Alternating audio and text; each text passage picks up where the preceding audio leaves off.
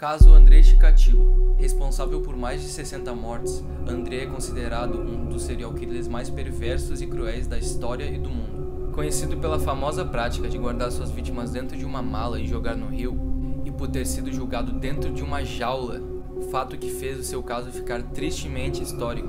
Este é o caso de Andrei Chikatilo.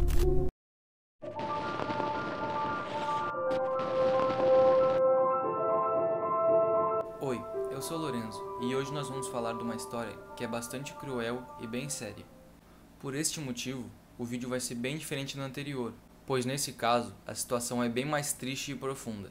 Peço que entendam, pois temos que ter respeito com todas as histórias. Cortando um pouco dessa tensão, eu queria agradecer a todo mundo que viu o vídeo, comentou e curtiu. Vocês me ajudaram muito e me motivaram a fazer esse vídeo. Obrigado mesmo, galera. Valeu! Introdução. Andrei Chikatilo nasceu numa pequena vila ucraniana localizada na Rússia, chamada Yabloshnoi, em 16 de outubro de 1936.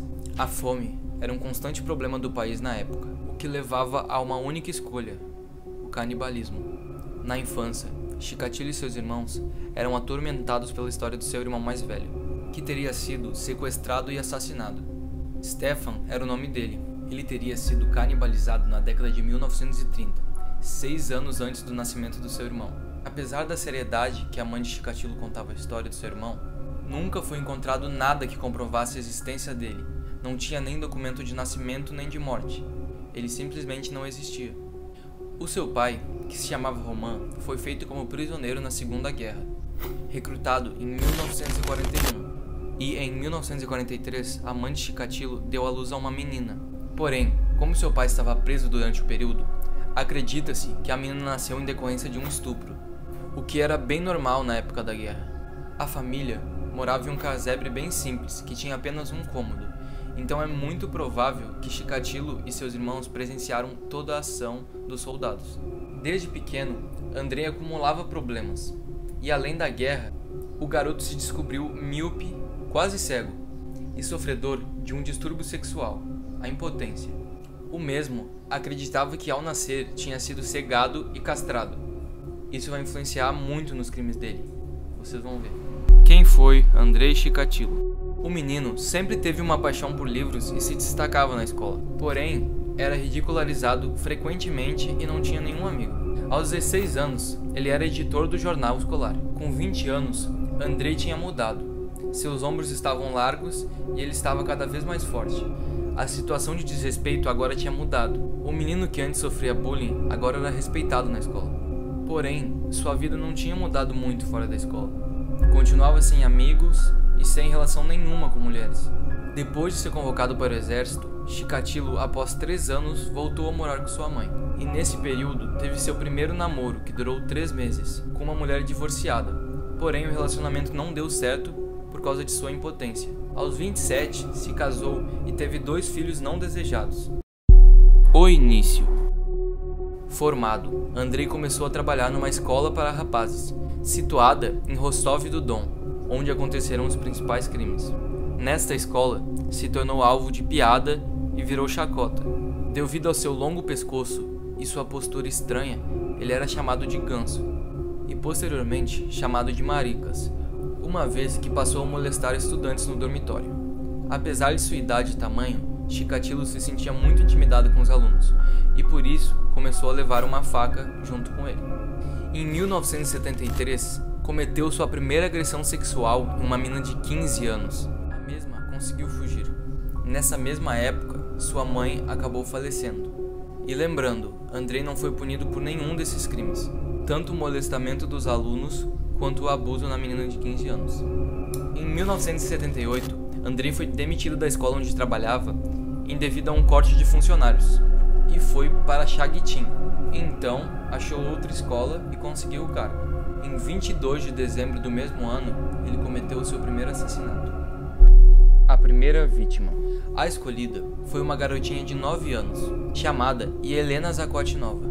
Ele encontrou ela num ponto de ônibus e acabou atraindo a menina para uma casa velha que ele tinha comprado sem ninguém saber. Ele tentou estuprar a pequena, mas não conseguiu devido ao seu problema de impotência. Esta questão da impotência é muito importante e presente em todos os crimes dele. Eu já vou explicar o porquê. Enquanto a pequena lutava por sua vida, Chikatilo esgoelou, abusou e esfaqueou ela 3 vezes. Voltando ao que eu disse anteriormente, após esse caso, ele descobriu que só se sentia excitado e conseguiria chegar ao orgasmo se ele esfaqueasse crianças ou mulheres, até a morte. O mesmo afirmou que o desejo de reviver essa situação o dominou. Chikatilo, um homem de sorte.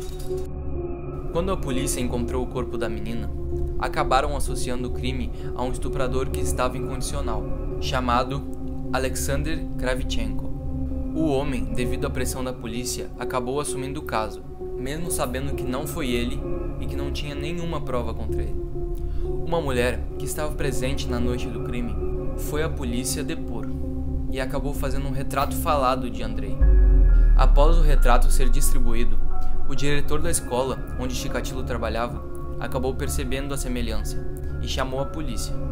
Após isso, Andrei teve que ir à polícia, mas como ele era um homem de sorte, em menos de 1 hora ele já tinha saído, pois não tinham achado nada contra ele. O ritual dos crimes. Agora trabalhando para o governo, suas viagens eram constantes, o que para ele era ótimo. Ele podia vitimar várias pessoas e ele nunca ia ser achado, porque ele estava sempre mudando de local. Seus alvos preferidos eram crianças e prostitutas, e o plano era sempre o mesmo. Ele encontrava suas vítimas em pontos de ônibus, atraía até a floresta e as mutilava. Como em sua infância o canibalismo era muito presente, Andrei parece ter se inspirado, pois logo de início suas línguas eram arrancadas pela boca de Chikatilo. Isso para que elas não gritassem. Seus olhos eram perfurados e a maioria das vítimas eram encontradas sem pedaços dos corpos, porque ele arrancava com a boca. Após esse horrível ritual, Chikatilo juntava as partes, botava dentro de uma mala e jogava no rio que tinha perto da mata, ou ele deixava por ali mesmo em alguns casos. Tudo por uma imagem limpa. Apesar das semelhanças entre os crimes, a Rússia e o Partido Comunista negavam e odiavam a ideia de que possa ter acontecido isso no país deles. E por isso, fazia as pessoas acreditarem de olhos fechados que isso não seria possível, porque era um país muito seguro, muitas leis e tudo bem comandado. Em 2 anos, a polícia empilhava corpos, chegando à marca de 23 vítimas. À medida que o número crescia, para não culpar o sistema comunista, foram inventadas várias desculpas, inclusive um ataque de lobisomens. Chega a ser vergonhoso, né? O fim está próximo. Em 1983, Mikhail Fetisov foi chamado para comandar as investigações e ajudar a polícia. Ele era um detetive de Moscou. Logo, o plano era botar agentes disfarçados em paradas de ônibus. Em um dia dessa operação, acharam um homem saindo da mata com cortes na mão e com sangue no rosto. Ele foi fichado para a polícia, mas ele foi solto, pois não tinha provas.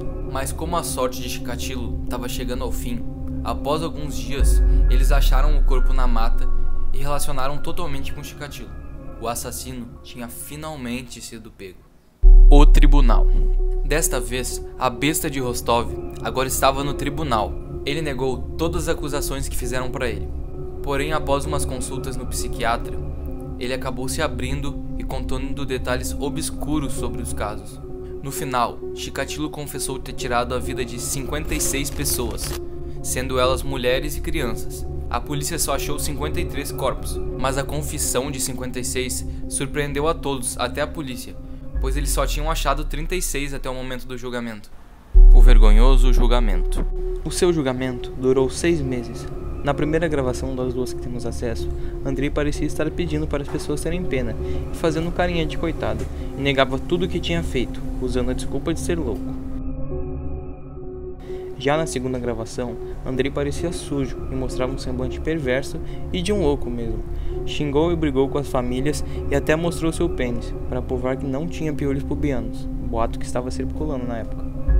Andrei, que após o julgamento agora se considerava um aborto da natureza e uma besta louca, afirmou que para ele só restava a pena de morte, o que era pouco pelo que tinha feito.